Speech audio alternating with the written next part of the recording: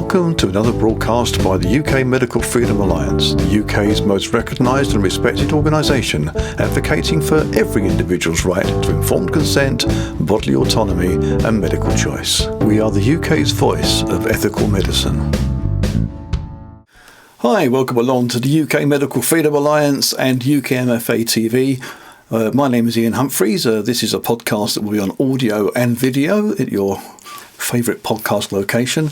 And I'm very pleased today to be joined by Stephen Jackson, solicitor, and it's going to be a very, very interesting conversation. Stephen's firm was founded in 2010, and he's been offering advice, often pro bono, and pursuing leading cases through tribunals and high courts, including to the Court of Appeal, in relation to masks in schools and colleges, vaccine mandates for care workers, vaccine mandates in the NHS, vaccination for children who were never at risk and did not need it. And you may have also seen him recently in the news over the last few days in relation to the case of Adam, a man in his 30s who has Down's syndrome. The case is horrifying, and I'll let Stephen explain it all. You can contribute to the case via the following link. That's www.crowdjustice.com/case/stop-sedate-to-vaccinate. That's crowdjustice.com case stop sedate to vaccinate.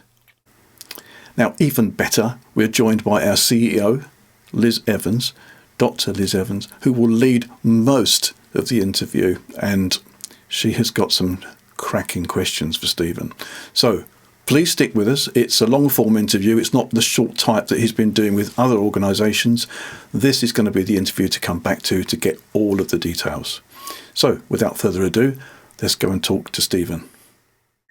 This case, I think, has probably caught the attention of not just the UK, but I think it's catching the attention of the world now, which involves a Down syndrome man, which we're going to call Adam for now, and what appears to be the forcible vaccination of this man, and by using what I would deem to be honest with you, really underhand methods.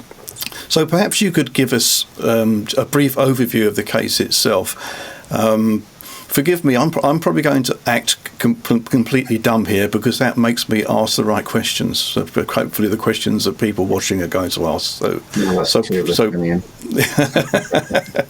So please, yes. So take us through what you know so far, and then we can get into the discussion then. Okay. Well, the names being used are not real names, because we have a court order from the Court of Protection for anonymity.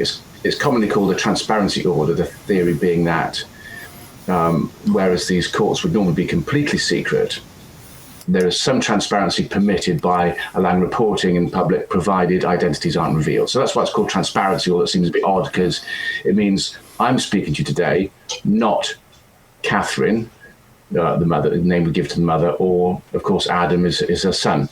So Adam is a man, according to the court's descriptions, which I'll stick with. He's in his 30s. He has Down's syndrome, moderate learning disability, and autism. And he does not want to have medical treatment. He's resistant to all medical treatment, frankly, but now we're talking about the COVID vaccines, so-called, and he will say no. So that's straightforward so far. He has had COVID before. That's the likelihood, although the authorities are questioning that because, of course, he hasn't had a test. He won't accept medical treatment to test, so you can't make sure of it absolutely certain, but frankly, we've been there 4 years. Fairly strong chance, we would all say, that he's had COVID and survived it. Anyway, to get to the point, the ICB, the Integrated Care Authority, Integrated Care Board, is approaching the court because the mother does not want him to have the COVID treatment, injection. The ICB is applying to the court to say they want an order for him to be sedated in order to administer the COVID-19 vaccine. In fact, the court has ordered this twice, ordered this before, and he's received it twice already. So in November 23, and in June 24, he's already had 2 jabs. The process is, and this is what was rather shocking to you, Ian, and I would agree, is that whereas the court says we won't use any force for this, they drug his drink to knock him out, to put him under, and then they administer this vaccine. Now the court orders he's supervised through this time, and let's take it as read for a moment that does actually happen, although I think Mother had some questions about it. But the intention is he's supervised throughout this process so that if there should be any respiratory issues, then I guess some treatment can be administered or some action taken. That's probably where we are. Is that sufficient to set it out? Yeah, that's a really good start. And when I read about this, there was a fantastic article, wasn't there, in the Telegraph? I think it was, I've got it here, Steve Bird did a full page on it. And I literally nearly choked on my breakfast. I could not believe that this was actually happening, especially in 2024, COVID's no worse than a cold or flu at this point.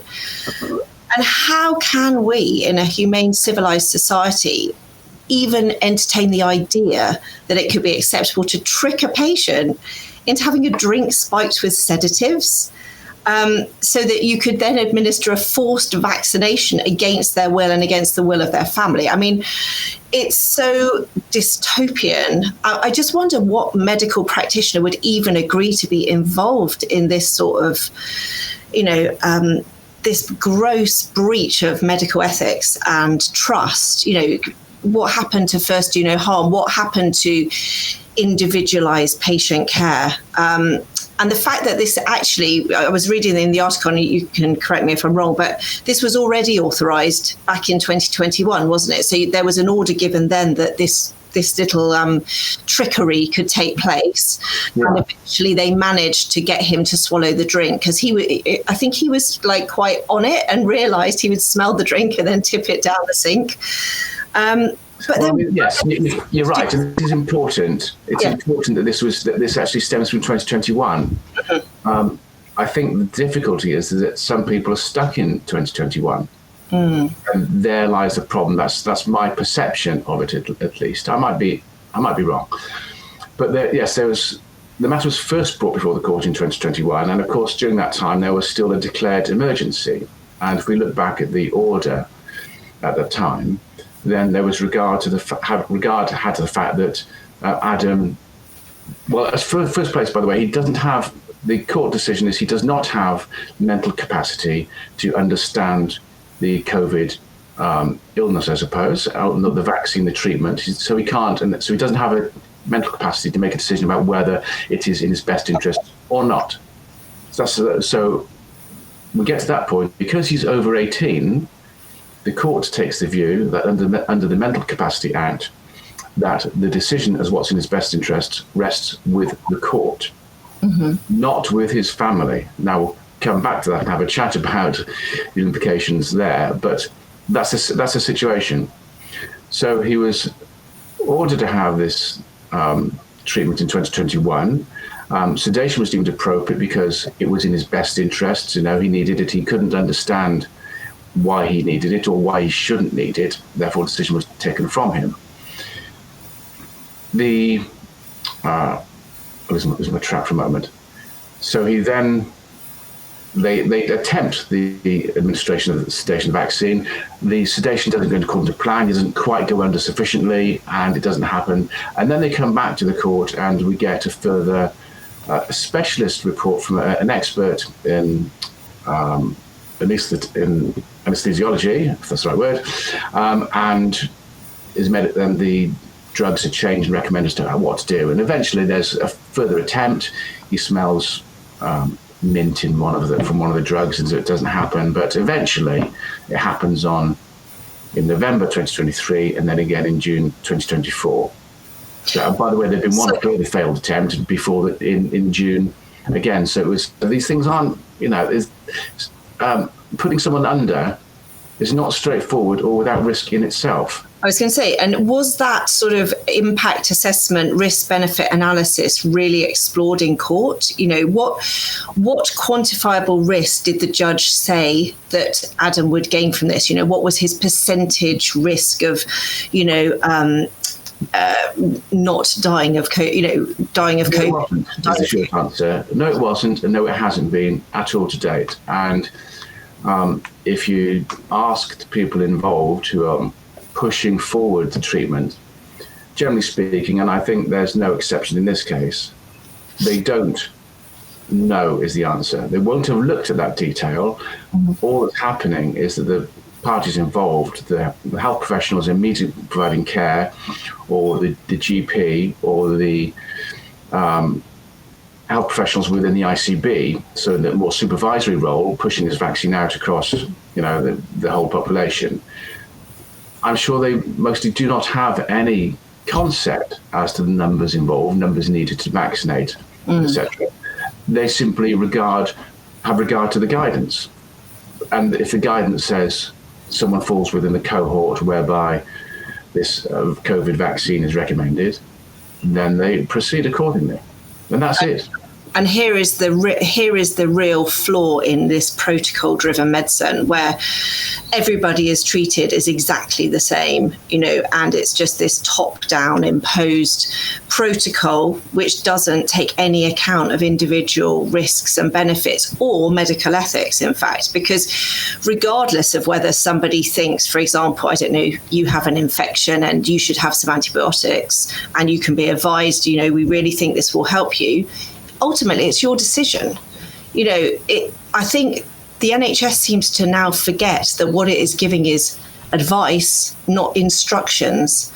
And it's really worrying when the courts are starting to take NHS guidance for a big cohort as like a mandate in some way to say everybody in that cohort has to have it. Because there's some subtlety here which, to my experience, is not being addressed.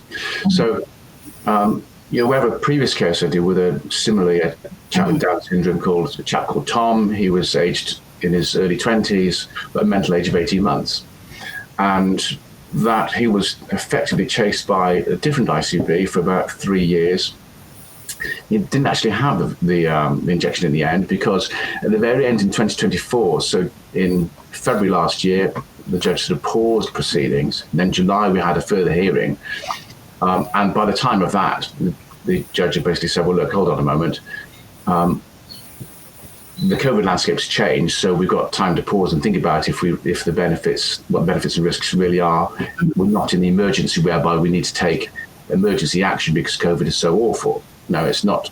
We may have a pause here. Not that COVID's gone away, he suggested, but we could have a pause. But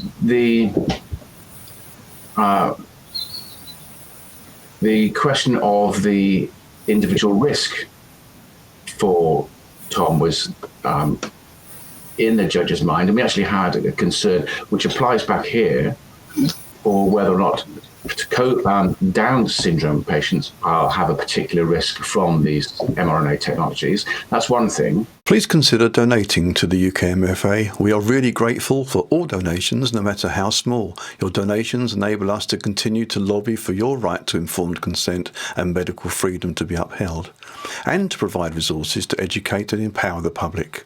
There are multiple options for donating. One is that you can scan the QR code that's on this video right now, or you can go to the link that is featured in the description below this video, or you can go onto our website and contribute via donor box, or you can buy us a coffee.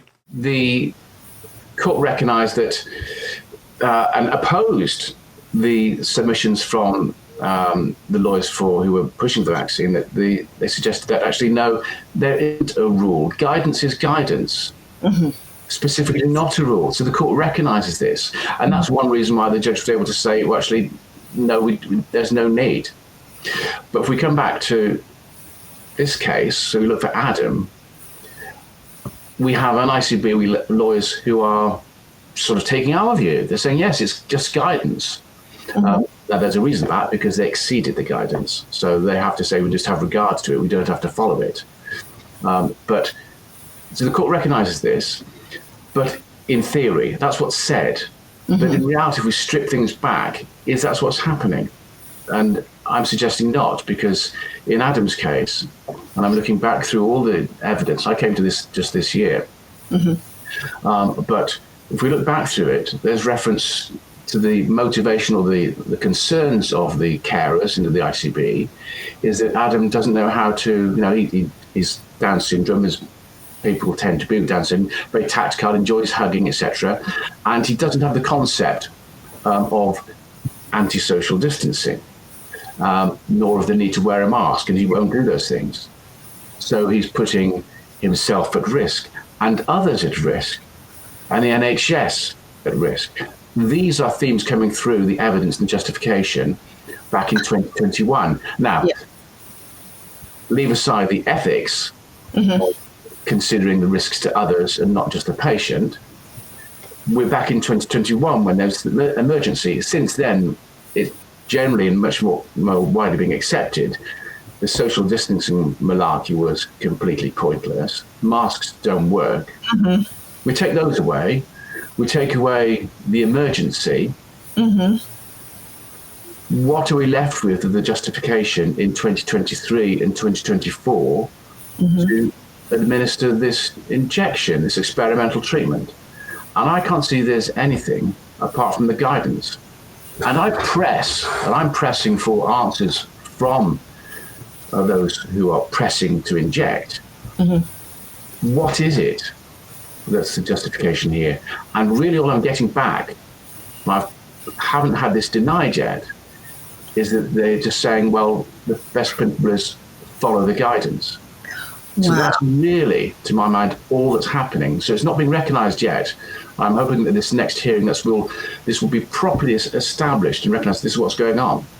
Yeah, and I think that is a really key point, because the worry of COVID is during COVID, the violations of medical ethics and almost the absence of any ethical principles being applied, it sets such a dangerous precedent.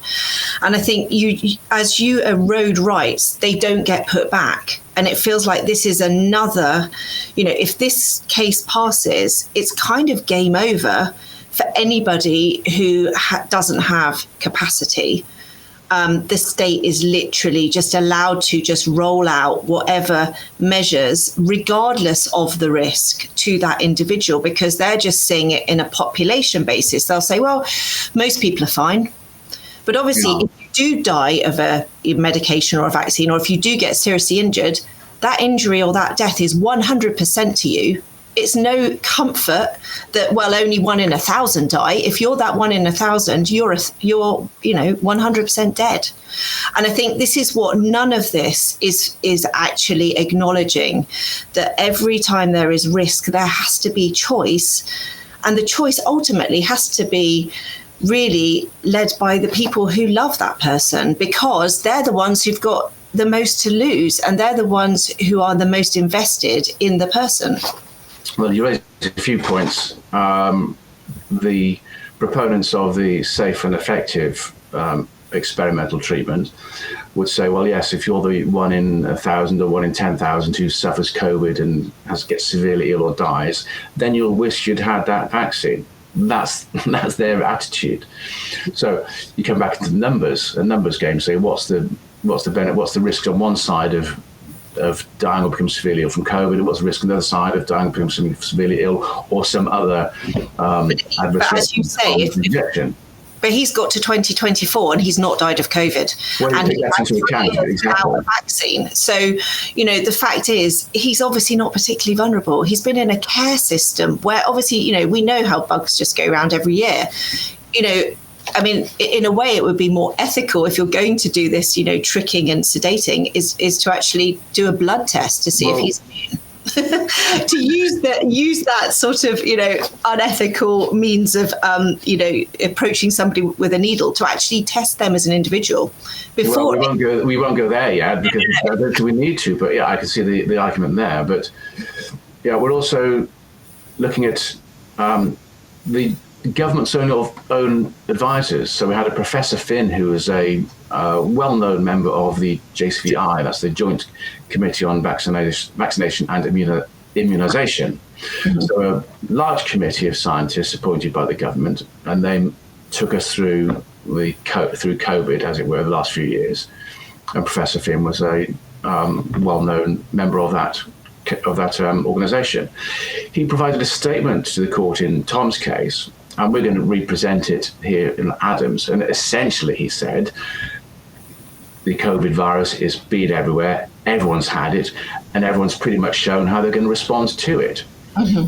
So he's had 4 years, Adam. He's survived. This was much the thinking of Mr. Justice Hayden in Tom's case. Mm-hmm. Why it wasn't needed, and the ICB. It's hard to know why the ICB in Adam's case are taking a different view. It feels ideological, doesn't it? Because, at this point also in 2021, the side effects were suspected, but not, it was all emerging, wasn't it? But we really are seeing so many published studies and data, real world data on, heart damage. Well, I'll stop you there, Liz, because the court will stop me there. The court will simply not have regard to reports of adverse reactions to the COVID injections. The court takes the view, essentially, and this is its judgments so far, is that unless and until there is a significant change in the peer-reviewed literature to indicate, to question the safety of these products, then the court will follow and have regard to the government guidance.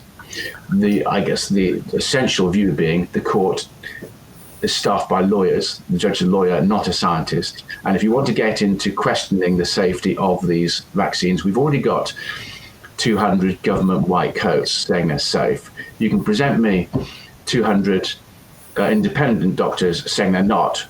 What's the court to do apart from throw up his hands and say, I don't know, how can we realistically determine that what all these scientists, and there's so many around the world and so many governments saying these are safe, and with greater resources, how are we able to overturn that and say we don't accept it? And so the court says we are following the guidance.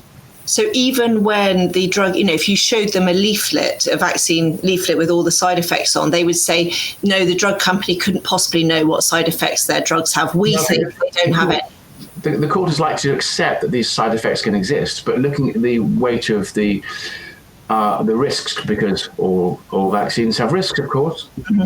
But looking at the rarity or extreme rarity of these things, and looking on the other side against COVID and the harm that can cause, it's a balance. And so, yes, we can point to particular risks in vaccines, but we can equally, the same scientists will point to the risks from COVID. So the scientists have done the balance for us. And it was interesting because I think the number needed to treat is a key number. And I think you were quoting it, the article. It's something like 10,500 to prevent one non-serious admission to hospital. Well, if we get ready for some numbers, then I can tell you, and I'll try not to give too many, as I've probably done before. But for roughly speaking, in the risk group to which Adam belongs, the number needed to vaccinate, this is to avoid a non-severe visit to hospital, which is less than 2 days, so without any ICU admission and without ventilation, etc., non-severe, less than 2 days. The number needs to vaccinate is approximately 10,500. So to put that in lay terms for anyone watching, that means it might be that you've been, everyone in that first 10,499 never needed it. They would have survived perfectly well, but the last person in the queue, hopefully you're the one who's going to have some benefit, because otherwise you would have become ill from COVID. I mean, that's quite some betting. We're betting on odds, 1 in 10,500 to say he needs it. And it is the fact, I think the crucial fact is that 10,499 people, therefore, out of the 10,500, only had risk and had no benefit.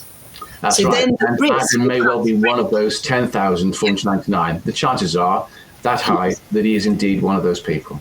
Yeah. And so, I mean, I think there are studies out in peer-reviewed literature which is suggesting that the risk of serious hospitalizing side effects from the vaccine can be around 1 in 800, 1 in 10,000. So that means for every one case that you're preventing going to hospital, you're probably getting 10 people who are going to hospital from the side effects of the vaccine. We would say that the courts won't accept that because the guidance doesn't accept that.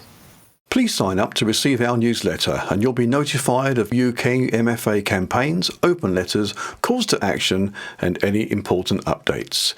You can do this on our website at ukmedfreedom.org. That's ukmedfreedom.org. And this is actually very frightening when the guidance is superseding evidence-based medicine, because they are not actually citing their own evidence, are they, to give you guidance? They just tell you. It's just a top-down edict. Well, we'd have to look. The guidance is produced off the back of JCVI recommendations, and I think in collaboration with. We rarely see the debate and analysis of all of the papers and research that is coming out all the time. That's hidden from us. Mm-hmm. So what we see is the conclusions of the government committees, which are reached by some consensus. And it might well be that within those committees you're having people who are just as concerned as you or I about these 1 in 800 numbers that can easily be ascertained. But we also know that and the conclusion is given, and that's the conclusion which is run with. Yeah, and we do know that the risk of protocols is that there are people lobbying, the vested interests lobby, the MHRA. I mean, the MHRA is 85% funded by pharma. So there's so much sort of potential for corruption there, whereby, the benefit of the doubt is given to the pharmaceutical rather than the individual, because the individuals don't get to lobby these groups. It's only... Again, we're talking about things which you and I are concerned about, but there's no evidence, and I'm unaware that the courts, the judges, or those who are advocating for the state are aware of any of this. We know about people retiring from journals complaining about effectively the corruption. We know about the real concerns that many of these journals have been captured, that our regulators have been captured. But to take that into the court, then we're opening up another large case. We just simply can't afford. We can't do that. And so at the moment, the court is proceeding on the basis, and that this is evidenced by the court's position that we're not going to change anything until there's a significant change in the peer-reviewed literature. Well, and yet they won't engage with any peer-reviewed literature. Is worth what you think it is. So this is technocracy, isn't it? They're basically saying until some experts have reviewed the peer-reviewed literature, we're not prepared to look at it. And these other experts need to tell us as experts that we can now change our opinion on this. But so this precedent that you managed to set with Tom's case, is that going to help you in this case? Well, the precedent to some extent is that we won, at least, and the ICB backed down and the court accepted the COVID landscape has changed. Now that perhaps is the most important finding. We have within there also, so it's an important detail for anyone who's involved in caring for Down syndrome patients, is that in the February of 24, the judge basically paused proceeding because we presented a report from a Professor McCaffrey, who's a very distinguished expert in treating people with trisomy conditions. Down syndrome is trisomy 21. Yeah. Right. So I'm at trisomy 13. Anyway, the point about it, Professor McCaffrey said, is that the mechanism of these mRNA treatments is a gene therapy, and the way it works is producing a spike, and it creates oxidative stress in the cells. So that would go too technical. Someone with trisomy condition, the Down syndrome patient, may have much more difficulty in managing this mechanism. They may react badly to it. That may, like for everyone else, we may say it's different for different people, but this was a concern, and the judge had given the other side 5 months. They had 5 months in which to find an expert and come back to rebut Professor McCaffrey's theories. The judge was sceptical of them, but then so went away and they were asked to provide an expert. They came back and threw the towel in 2 weeks approximately before the hearing in July. Wow. Having failed to provide any expert. They turned up with a report from Professor Finn, who did not address Professor McCaffrey's remarks. He just moved sideways onto saying that the landscape has changed, everyone's had it, we don't, question if he needs it. And to defend the JCVI policy back during the height of the emergency, to say, well, this wouldn't have changed things back then. But we still have now this big question mark raised by Professor McCaffrey, which is at large, unaddressed, and we don't know what's going to happen. So Jimmy, can you use that report in this case? Because, it's the same point, isn't it? It's certainly a point we raise, and I expect the other side to say, well, Adam has had 2 injections now, and they will say without adverse reaction. Well, but also they're presumably without benefit, because I'm sorry, if you've had 2 vaccines within the last year and you're still not covered, this isn't a particularly effective product. Where's the onus on them to prove how utterly brilliant this is and that nobody who's ever had a COVID jab ever has COVID again? Because we just know from experience, everyone knows that's not true. Well, we'll have to see how the court reacts and listens to. I suspect will be swatted away. But in relation to the fact he's had 2 vaccines, of course, it ought to be them to establish, for the other side to establish that indeed there has been no harm caused. But indeed, there's plenty of reports indicating that cumulative vaccines treatments are likely may result in cumulative injury. And it might well be that an injury arises later on. We simply don't know how he's been affected, how his metabolism has been affected by these 2 injections so far, and if further ones will cause further damage. Or if he's actually had any benefit from them at all, because they can't prove that the 2 jabs he's have benefited him either. They might say to you, well, prove that it's harmed him, but you could say, well, prove it's actually benefited him. Why you require, surely 2 jabs, if we know how vaccines are meant to work, you should have some protection from that. We will come back to say, well, the guidance tells us that it's a benefit. It's better to have COVID and to have a vaccine than just one. Yeah, and that's what the guidance recommends, and that's what it will always come back to. But indeed, in terms of the efficacy of these things, I very much doubt that those who are promoting this vaccine and spending a fortune pursuing it have actually know the detail of this. Because if you actually look at the JCVI's statements on this, they provide a statement back in August, and Appendix A they provided, and that shows what the efficacy is. And I may have it to hand and be able to tell you. We're looking at for the boosters. Well, actually, I'll go so it says the vaccine estimates based on test negative case control run in February 24 for the hospital endpoint with at least 2-day stay were as follows. And it says 9 to 13 days post-vaccination. This is the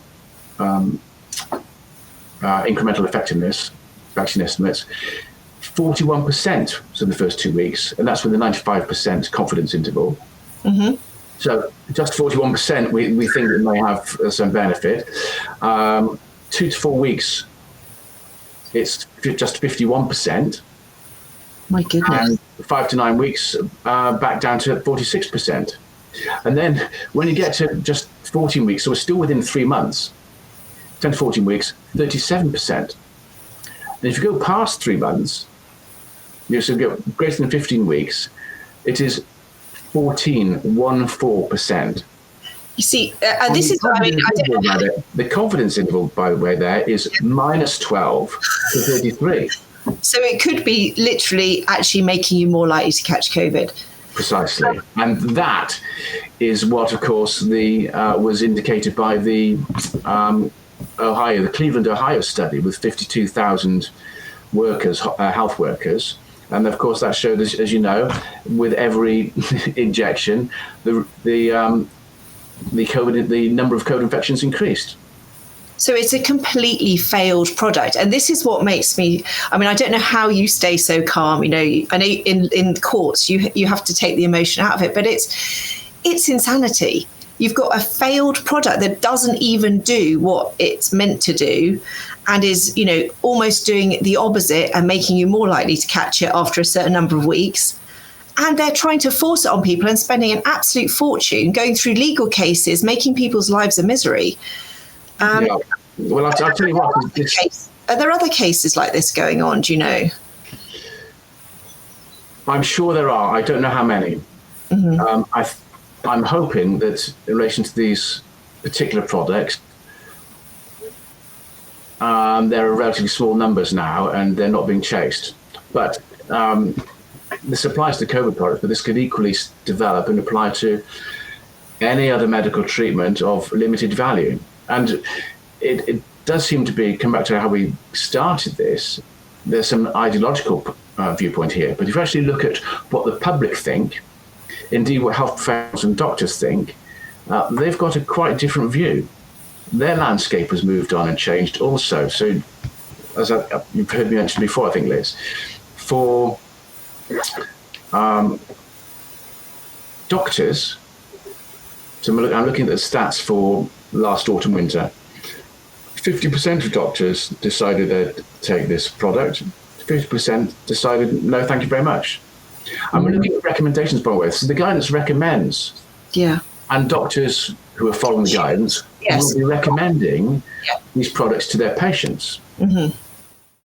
You can find the UK Medical Freedom Alliance in most social media locations, in particular Facebook, on X, YouTube, Spotify, and of course Apple Podcasts, and our favoured location of all, Rumble, which is the home of free speech. You'll also find us in the mainstream media and of course the alternative media too. Remember to like, subscribe and follow at every opportunity, and you'll be notified when our next broadcast is becoming available. And I think sort of having discussed all of those figures, what we mustn't forget in all this is there's this lovely young man who's just getting on with his life, trying to, you know, have a good quality of life in his care home. He's got a devoted mother. This must be so stressful and so heartbreaking for her to feel that she is, you know, having to push back. You know, she's like David and Goliath, isn't it? It's like against this massive, like, machinery of the state that is trying to violate her beloved son's, you know, bodily autonomy. And it may cause him serious harm. It could, you know, it has any medical treatment has the potential to kill him, even the sedatives. So she has so much to lose. Well, and he has so little to gain. And what is the gain of the state ultimately when they've done this? It just beggars belief that we're even having this conversation. And I think, you know, we have to raise awareness, because little by little, our human rights and our medical ethics are just being destroyed. And I don't know how we come back from this if this sort of thing is allowed to go through. I agree with all of that. I mean, and what we're looking at here is there's no regard. There wasn't regard in Tom's case. And there's still, I can't see regard being had in this case as to the importance of the family. Mm-hmm. Causing immense stress to the person who's, you know, the mother sees Tom as much as she can and goes to see him. You know, she'll take him out at least 3 days a week and sees him every day that she can. She cares for him and loves him as much and more than anyone. She is going through tremendous emotional strain, knowing this is being forced upon her son, knowing that even if he might get away with it, mm-hmm. This could present the problems could arise. You know, there could in months or years to come. All of a sudden, it could be really awful. It could be immediate. It's constant worry, and to think that doesn't have an impact. And you've got to try and hide that from Adam. And, you know, he's not emotionally unintelligent, mm-hmm. but the relationship that's going to have an impact on Adam's welfare. One might have thought, if you're going to impact the mother, those who are closest, it's going to impact their family, and it's going to impact Adam. where's the sense being taken of this? And what's happening here is with this implementation of guidance above all about family wishes, and we have the court saying, no, once you get to 18, the court decides, not the parents. The court is saying, we're going to effectively, they might not recognise it yet, but the court effectively is saying, no, we're going to follow the guidance. We've taken account of the mother's wishes, and we've taken account of Adam's wishes, but we're following the guidance anyway, and we're overriding them. What we're really doing is taking away individuals from their family. It is an attack on family rights. And indeed, when we've tried to pursue the case and the argument that actually the court is overstepping, not necessarily entitled to determine that it takes over control and the family's rights just disappear on the 18th birthday, the court dismisses us, and the court says no, and that's effectively says no. The law is clear, and we might debate that, but remarkably, the court described the approach, the idea that you would do what your parents asked you after you reached 18. The court described that as regressive. Wow. The opposite of that is a progressive attitude, and I fear that's where we are. Well, it's totalitarian, isn't it? You're basically, it's the nanny state, the nanny knows best, and we need to break down the family, get rid of religion, all of these things. I mean, we've seen this in history. It never ends well because ultimately the state doesn't love the individual. And the more power the state gets, and the more it will dehumanize the public and individuals. And I think this is a very dehumanizing case because actually, what is it really going to gain or lose anyone if he just doesn't have it? It's like, why do they care so much that they want to impose this at such great cost and effort to them? It just feels very sinister and a very dark path. And I'm just so grateful that people like you are just standing there and fighting for these families, because I know these cases cost so much money and there's a huge amount of time and effort. And is there a legal fund that we can kind of encourage people to donate to? Because I think this case ultimately affects all of us. It's not just Adam's family or Tom's family, all these different individuals who are fighting it. Actually, this will remove everybody's rights. Yes, you're not wrong. Yes, there's a fund at the crowdjustice.com site, so that's crowdjustice.com, and if you search for Sedate to Vaccinate, it's actually hyphenated. I don't know if it makes any difference, but Sedate to Vaccinate, and it's on the crowdjustice.com site, and there's a fund there. The blurb under this. Yeah, that'd be great. Is there any other ways people can help you or help Adam's family? Well, if they can share this story, it's been reported in the Telegraph, the Daily Mail picked it up off Steve Bird's story as well. Wherever they see this, if they can, on their Facebook or their X and Twitter accounts, all the social media, use their emails, tell their family and friends, tell their church groups. And by the way, Adam enjoys going to church with his mum. His mum is religious, and there's I won't go down the route in terms of perhaps God should be looking after him. Many might think that indeed, and I think that's as good an argument as any. Freedom of religion is just as important as bodily. All of these things are being attacked.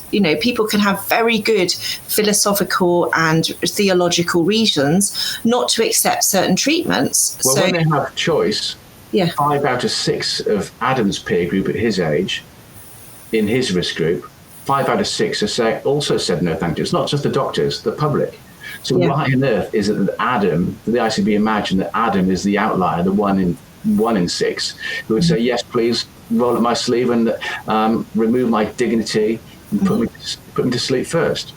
Yeah, it's that the idea that we could dehumanize someone so much that we just would drug them and violate them with a needle is just, obscene.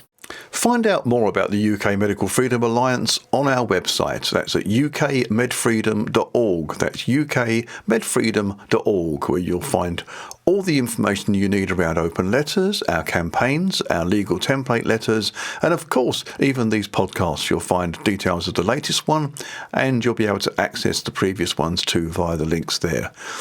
Find out more about our team. sign up for our newsletter. It's all there, and you can even donate too. Ian, do you have anything to say or ask? I bet you. No, well, I have to say, I think between the two of you, you've covered just about everything I could possibly wish to ask, and it just gets more horrific the more I listen to it, to be honest. It's clearly these cases aren't isolated, because I mean we've ourselves have come across not exactly the same cases, but similar cases, just that we've tried to help out and provide information for. One of them was the case of Rosie. She was 21 years old, lived in a care home since she was 9 years old, very, very disabled. Basically, they went through the same process there. They didn't have to drug her because she's so incapacitated, but again, it went to court, and they always come down on the side of the care home and the ICBs. The GP particularly still wanted to go ahead with jabbing her. So that's one that we knew about. Then doing it the other way round, there was an adult that was encouraged and pushed to vaccinate herself because her son was autistic, and yet, what has that got to do with anything? The fact that he's autistic doesn't make him at a higher risk than anybody else. But again, they forced mum to get jabbed because of that. And then we had Sarah's case, the one you talked about, Liz. With a 96-year-old woman who's in her own home, and the nurses letting themselves into the home against the wishes of her and her family, and jabbing her, when it's clearly in all the documentation that they said, no, we don't want this, and yet they still go ahead and do it. And then there's a case of a guy, Jeff, that we know, again, where in the family court they're arguing over custody of the children, and the mother, who's a GP, forces the kids to get jabbed against the father's wishes. That's just four that I know of. I mean, they're not the same, it's true, but they're similar. It all says to me, overreach, every time. They're small numbers, but what it means for all us, there are many, many more where people will have gone to lawyers, and the lawyers will have perhaps know little about it, and they say, well, but maybe have a quick look, and they say, well, no, I think you should. It's likely you're going to lose this case. There's no point in fighting it. Right. There will be so many of those, so many parents who would have given in on advice, and there'll be so many more who simply haven't known they've had any choice anyway. They've been told very firmly by their doctors, this is what you've got to have, and they'll have been persuaded that they're being reckless if they don't go along with the doctor's advice. But the other thing with your case is that even when you look at the guidance under the Mental Health Act, it even seems to overreach the guidance, because the way I read it, and I might be wrong, but the way I read it was that you can sort of forcibly apply the medication, but it's the medication that you are discussing. It's so what they've done. Sedation can be permitted, but it has to be. If it's being forced, which is effectively what this is, it must be proportionate. And that's we're looking at sort of human rights and that kind of business. But essentially, if someone all of a sudden, if there's been no concern about, I don't know what the example would be, but if someone has all of a sudden become very, very ill and is about to die, but we know, so may have an anaphylactic shock, for example. Just take a peanut allergy, right? Yeah. Right. Anaphylactic shock, and someone appears to be saying, no, I don't want it. You might say, you are in no state. You've been perfectly healthy until 10 minutes ago. You're in no state to be telling us what you do or don't want to do, and you will die. We know you wouldn't want this. You don't have mental capacity at this stage. In that circumstances, it may be appropriate to wield the needle, inject, and then the person comes around and says, thank God you were there to do that for me. Yeah. But that's where you have a dire emergency. You have imminent need, an urgent situation, and a severe risk. Yeah, which this isn't, is it? This case is not that. Benefit, and an effective treatment is going to work. Yeah. Right.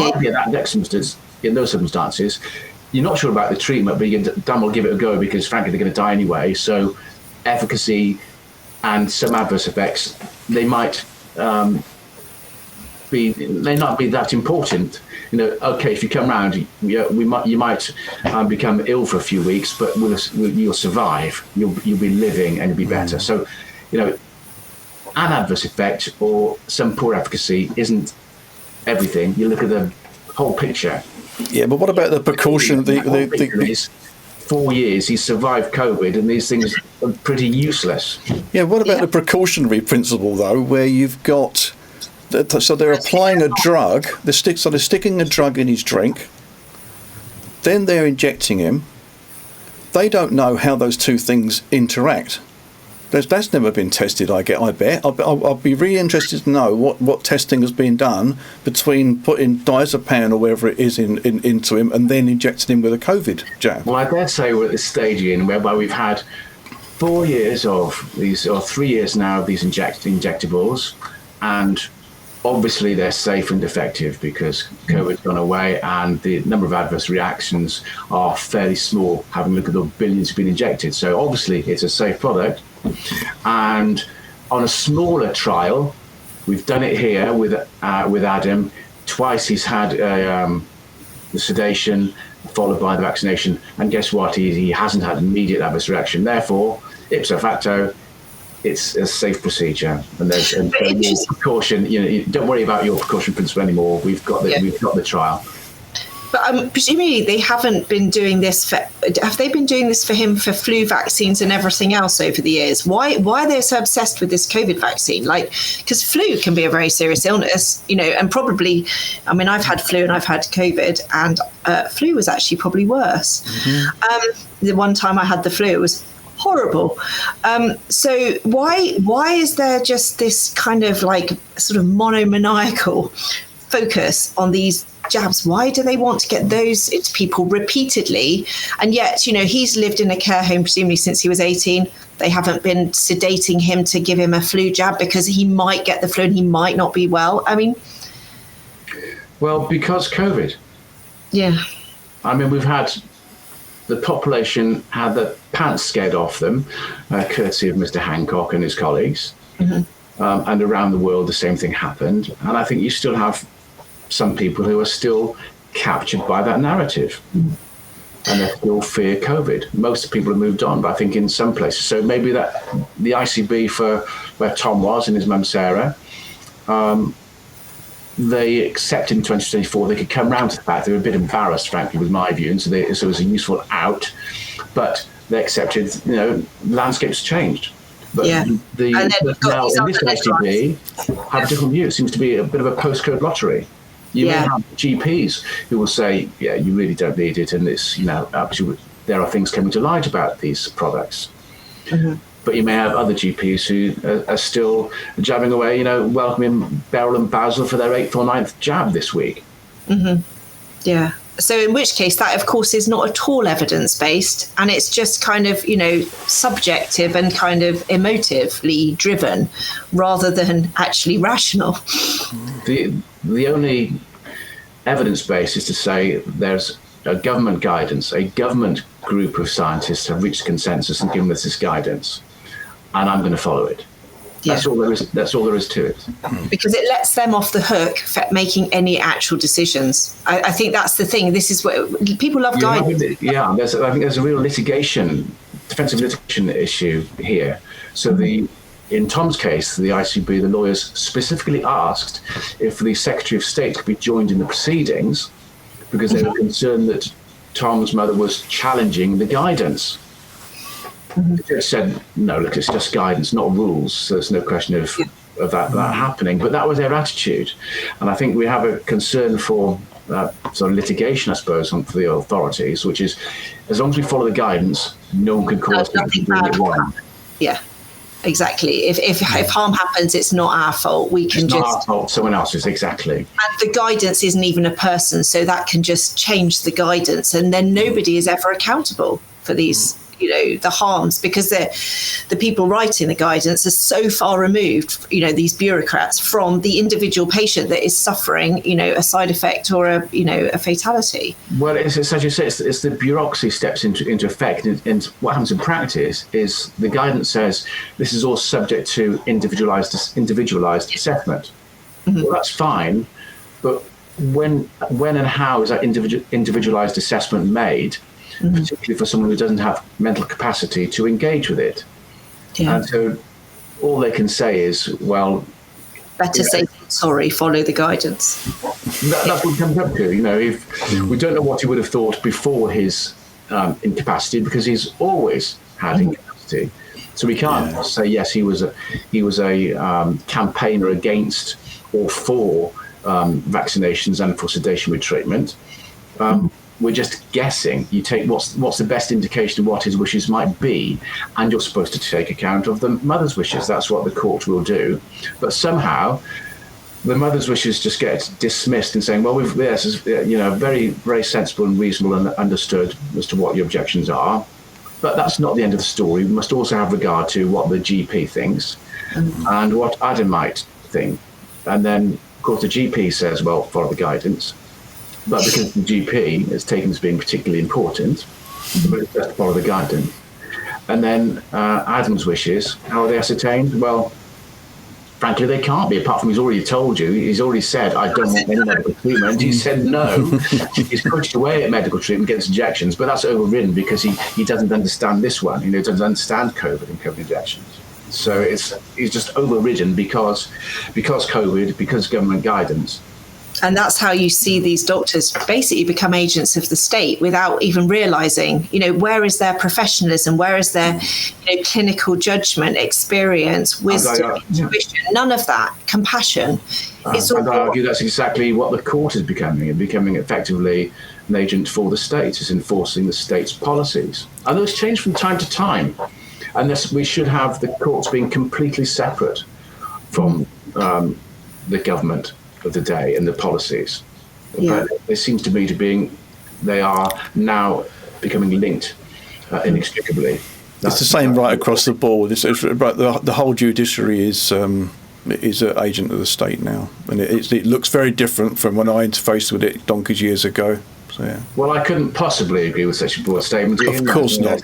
As a solicitor, and I don't have any reason to say that the judiciary are not doing their best to apply what they think is the law and to apply the facts presented before them as to what's in the best interests of P, in this case Adam, who's before them. I'm not suggesting there's anything sinister in that regard. It's the risk-averse culture, isn't it, where it's just like better to go with the consensus. They feel this safety in just kind of, well, most people won't object to this, so I'll just do it this way, rather than stepping out and saying, actually, hang on, what about human rights? What about informed consent? What about medical ethics?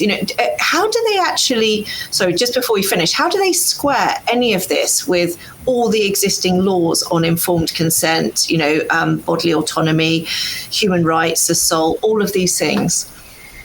Well, here we're in the court of protection, where the individual has been determined not to have mental capacity to make these decisions. And so the court makes its decision. The court decides effectively what information it needs in order to reach its decision. But does the court have any idea? Have the doctors advising the court? So the court steps in Adam's shoes. Have the doctors advising the court for the ICB? Have they actually said, what we think you need to know is that the chances of you having any benefit from this product is 1 in 10,500. What you need to know is that there is some very reputable scientists and doctors out there, a large body of people, a growing body of people, who will say the chances of a significant adverse reaction is at least 1 in 800. These are risks. What you need to know, Your Honour, is that the Pfizer product is in trial until 2029.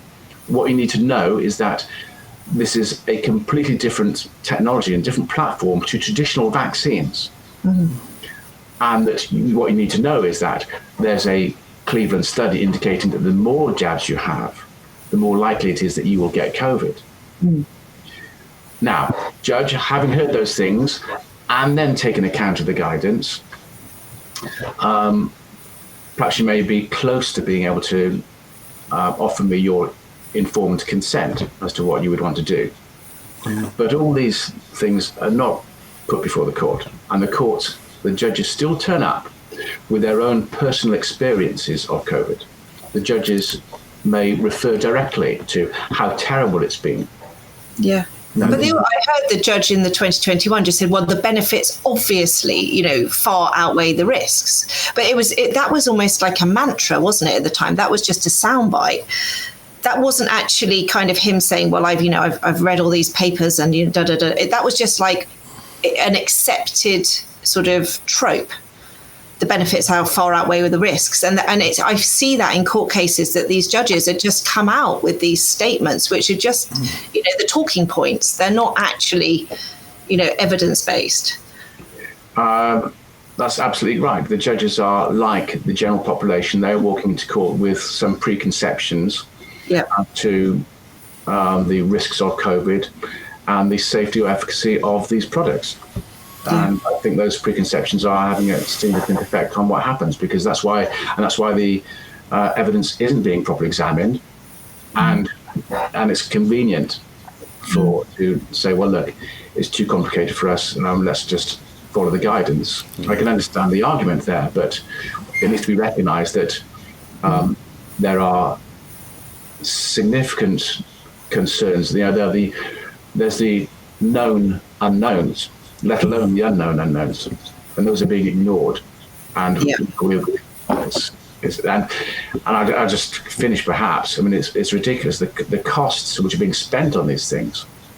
We have an ICB who's required to provide value for money, effectively consider how to spend the money to get the best buck, best impact from their spend. These shots are for Adam's risk group. They're reckoning a cost about £260,000 to save one person in non-severe attendance. To save a single very severe hospital attendance or death, we're looking in the region of £3 million. Wow! And this is that's the cost. When looking at NICE saying, for 1 year of life, a QALY is valued at between £20,000 and £30,000. That's still so it's totally disproportionate. Yeah. It's not reasonable. It's not rational, and especially with the state of the NHS, people can't even get a GP appointment. And then they're spending this obscene amounts of money on vaccinating people repeatedly with a failed product and trying to force those that don't want it to have it anyway. Yeah. And as you said, the big concern is this is the COVID vaccine. The big concern for Catherine, for Adam's mother, is this is the COVID mRNA treatment. Yeah. And her son doesn't need it. Yeah. And his dignity is being taken away. A bigger concern for the public at large, perhaps, is that this is a slippery slope down to every other treatment you can imagine. And it's not going to be just those with mental incapacity. This will be our children. We're going back to the mandates that we're seeing coming in Northern Ireland, being proposed. And if you don't have the state-recommended vaccine, then you'll be denied access to education or to further healthcare, etc. Yeah. No, thank you so much for joining us. I know we've taken up a lot of your time, but we really appreciate talking through this, because this is very close to our own hearts. We want to do everything we can to support you, and thank you so much for your amazing work. You've just been a Trojan throughout this whole COVID debacle. It's a marathon, isn't it? And you've been there on the front lines fighting this from 2020. So really, that's very kind. We've all done what we can, and we all keep pushing in the same direction, which is some freedom to protect families, and we'll win. Yeah, definitely. We will win. So finally, just say crowdjustice.com. Yeah. Sedate to vaccinate to search for. Thanks ever so much. Thank you. You too. Well, yeah, thanks, Stephen. Cheers. Bye-bye. Bye. The other place you can follow this case is on X under Law or Fiction. That's the account. It's at LAWORFICTION at Law or Fiction.